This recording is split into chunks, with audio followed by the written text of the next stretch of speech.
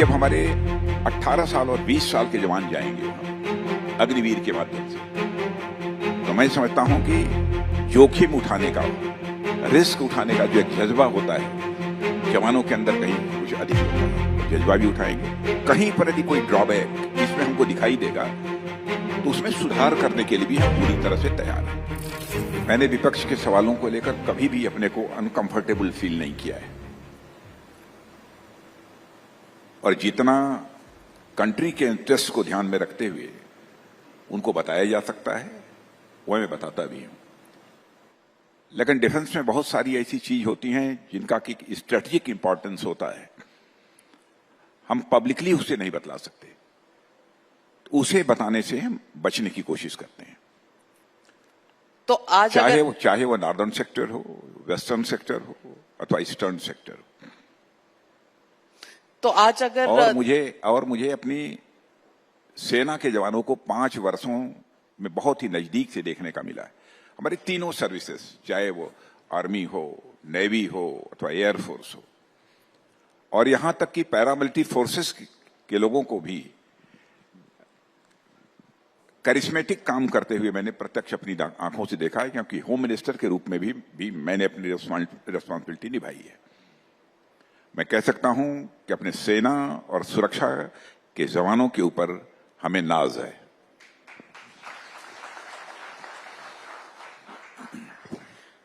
आज अगर आपसे देश की जनता पूछे, और देश की जनता में शायद विपक्ष भी शामिल है, अगर ये पूछें कि हमारा देश, हमारे बॉर्डर महफूज हैं, हमारी तैयारी पूरी है, क्योंकि कई बार ये कटाक्ष भी होता है कि हमने अपनी जमीन चीन को दे दी, और राहुल गांधी ये सवाल अक्सर पूछा करते हैं, तो आप आज क्या जवाब देंगे?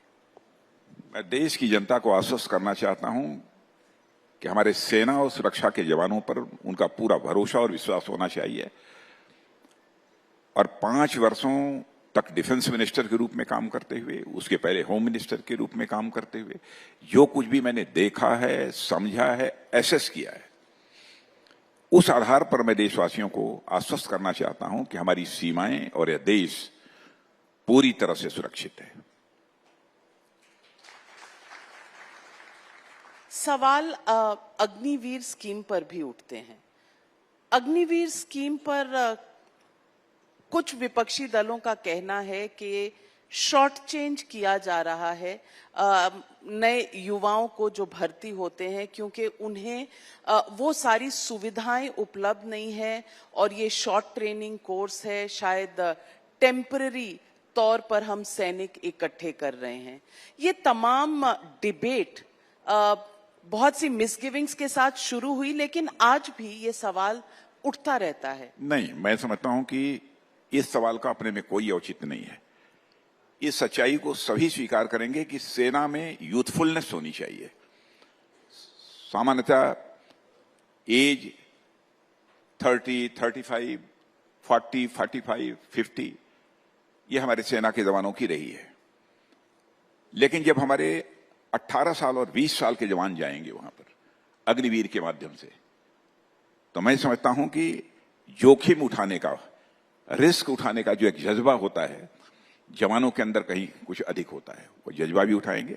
वैसे हमारे जिनकी एज भी अधिक हो गई है, हमारे जवान पूरे जज्बे के साथ अपनी रिस्पॉन्सिबिलिटी का निर्वाह कर रहे हैं, इसमें कहीं दो राय नहीं है। लेकिन आज टेक्नोलॉजी का युग है, हमारे नौजवान टेक सेवी भी होने चाहिए, टेक्नोलॉजी के संबंध में भी उनको जानकारी होनी चाहिए। ऐसे नौजवानों की भर्ती हम अग्निवीर के माध्यम से कर रहे हैं, और उनके फ्यूचर के साथ भी हम किसी भी सूरत में खिलवाड़ नहीं होने देंगे, इस बात की पक्की गारंटी है। उसके लिए जो कुछ भी सिस्टम में चेंज लाया जा सकता है, अथवा फर्दर उनके फ्यूचर को देखते हुए सर्विसेज में जो रिजर्वेशन वगैरह का प्रोविजन है, यह सब हम लोगों ने इंश्योर किया है। और कहीं पर यदि कोई ड्रॉबैक इसमें हमको दिखाई देगा तो उसमें सुधार करने के लिए भी हम पूरी तरह से तैयार हैं। बहुत बड़ी बात कही आपने कि आप ओपन है चेंजेस लाने में भी, जिस तरह की जरूरत होगी, यदि आवश्यक हुआ तो। बहुत मुझे लगता है कि बड़ी हेडलाइन है ये कि आवश्यकता पड़ने पर सुधार और चेंजेस होते रहेंगे और जवानों की बेटरमेंट का पूरी गारंटी सरकार लेगी। मैं पूछना चाहती हूँ राजनाथ जी, आत्मनिर्भरता और टेक सैवी जो आपने कहा, आत्मनिर्भरता करते हुए क्या हम टेक्नोलॉजी में आगे पूरी तरह से बढ़ पा रहे हैं? हमारे देश में कई ऐसे डिफेंस की चीजें हैं जो हम खुद नहीं बना सकते, हम बाहर के देशों पर डिपेंडेंट होते हैं। आपके हिसाब से आपके टेन्योर में ऐसा सबसे बड़ा गेम चेंजिंग स्टेप आत्मनिर्भरता की तरफ भारत ने कौन सा लिया? भारत डिफेंस के मामले में भी आत्मनिर्भर बन रहा है। अब जैसे मैं आपको जानकारी दूं कि लगभग कई ऐसे आइटम्स हैं, नंबर यदि देखा जाए उनका तो अप्रॉक्सीमेटली 5,000, एग्जैक्ट फिगर तो मैं नहीं बता पाऊंगा, लेकिन अप्रॉक्सीमेटली 5,000 ऐसे आइटम्स होंगे, जिसमें कि लोकल रिप्लेसमेंट यूनिट्स भी शामिल हैं, जिन्हें कि बोलचाल की भाषा में LRU कहते हैं। इनको मिलाकर देखा जाए तो लगभग 500 ऐसे आइटम्स को हम की एक पॉजिटिव इंडिजनाइजेशन लिस्ट हमने जारी की है। पॉजिटिव इंडिजनाइजेशन लिस्ट का मतलब यह होता है किसी भी सूरत में यह आइटम्स हम बाहर से इंपोर्ट नहीं करेंगे।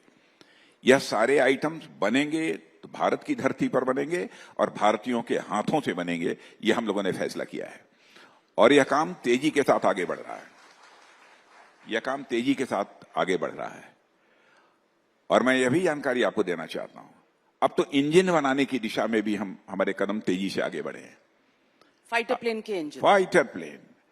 अब जनरल इलेक्ट्रिक का नाम आपने सुना होगा, जनरल इलेक्ट्रिक 414, ये अमेरिका का, US का है इंजन। अब उसने अपनी 80% मैन्युफैक्चरिंग IPR भारत को ट्रांसफर करने पर राजी हो गया है, और यह समझौता हमारा हो गया है, अंडर प्रोसेस नहीं है, यह समझौता हमारा हो गया है। और इंजन भारत में बनेंगे और अधिकतर भारतवासियों के हाथों से बनेंगे। बहुत बड़ी बात। और एक बात और मैं बताना चाहता हूं, DRDO को मैंने यह भी कहा है कि DRDO इन सब सारी पॉसिबिलिटीज को भी एक्सप्लोर करे। सैफ्रॉन, वो भी इंजन बनाता है, UK, इन सब सारी कंट्रीज में भी जो इंजन बन रहे हैं, कौन से ऐसे इंजन हैं जो कि वो भारत में बनाए जा सकते हैं, कौन कंट्री टेक्नोलॉजी ट्रांसफर करने के लिए तैयार है। तो यह सब सारी हमारी बातें चल रही हैं और सारी पॉसिबिलिटीज को हम एक्सप्लोर कर रहे हैं, क्योंकि इंजन तो हम भारत में ही बनाना चाहते हैं, बहुत हो गया इंजन का इंपोर्ट करते हुए। बहुत बड़ा हेडलाइन। अब हम एक्सपोर्टर, इंजन में भी भारत को एक्सपोर्टर कंट्री बनाना चाहते हैं।